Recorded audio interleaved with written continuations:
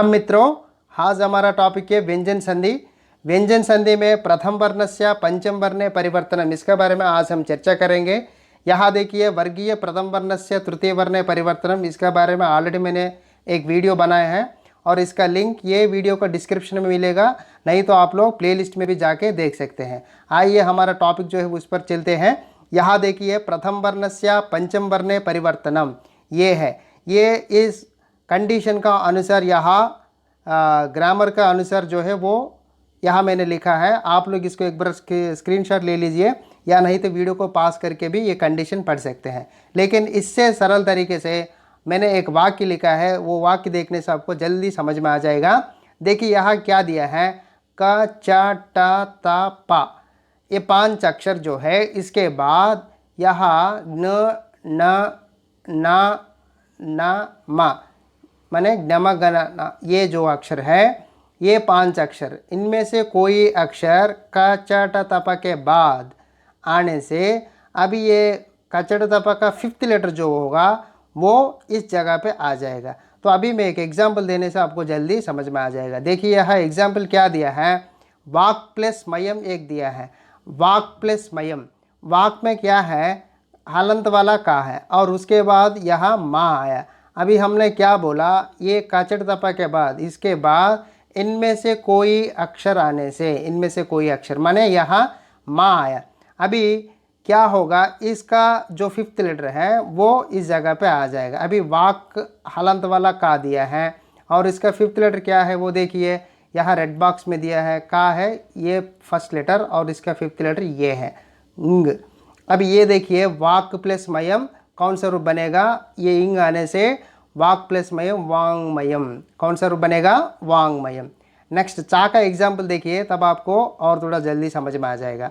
अच प्लस मंत्रम दिया है। अच में क्या है, अलंत वाला चा है और उसके बाद ये 5 अक्षर जो है उनमें से एक अक्षर आया, वो माँ है।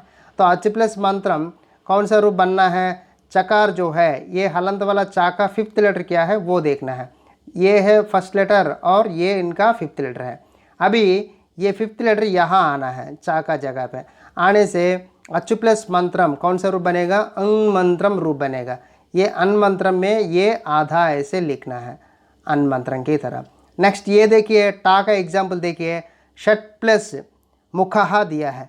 ये हलंत वाला टा दिया है और ये टा जो है इसके बाद माँ आ गया, माने मुँह है। मुँह माने ये 5 अक्षर में एक है माँ।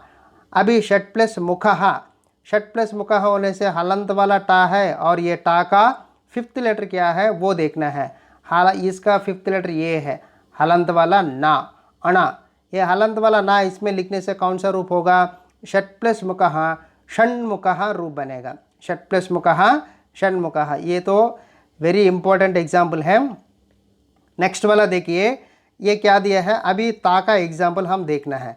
तो जगत प्लस नादहा कौन सा रूप है, जगत प्लस नादहा। यहाँ हलंत वाला ता दिया है और उसके बाद ये ना आया है।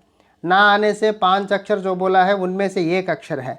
अभी ता का 5th लेटर क्या है, ता यहाँ दिया है और ता का 5th लेटर ये है ना, हलंत वाला ना दिया है। हलंत वाला ना इसका जगह पे लिखना है, कौन सा जगह पे, जगत में जो ता है उसका जगह पे। तो वो लिखने से कौन सा रूप होगा, जगत प्लस नादहा जगन्नाथहा रूप बनेगा। ध्यान से सुनिए, जगत प्लस नाथहा जगन्नाथहा रूप बनेगा। और नेक्स्ट वाला ये देखिए, अप प्लस मयम दिया है। अप प्लस मयम ये है कौन सा लेटर के लिए, पा के लिए एग्जाम्पल है। अभी ये पा के बाद कौन सा अक्षर है, माँ। माँ आने से 5th लेटर जो है, अभी ये पा का 5th लेटर क्या होगा, देखिए ये पा तो यहाँ दिया है और पा का 5th लेटर ये है, हलंत वाला माँ। अभी अप प्लस मयम जो है, इसमें माँ लिखने से, हलंत वाला माँ लिखने से कौन सा रूप होगा, अममयम रूप बनेगा।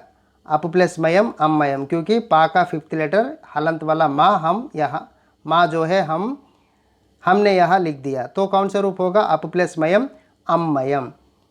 ये है वर्गीय प्रथम वर्णस्य पंचम वर्णे परिवर्तनम जो सूत्र है उसका बारे में, इस संधि के बारे में आज हम चर्चा किया है। Thank you for watching this video. If you like my explanation, you can click on like button. For more updates, you can subscribe our channel. Thank you for watching this video.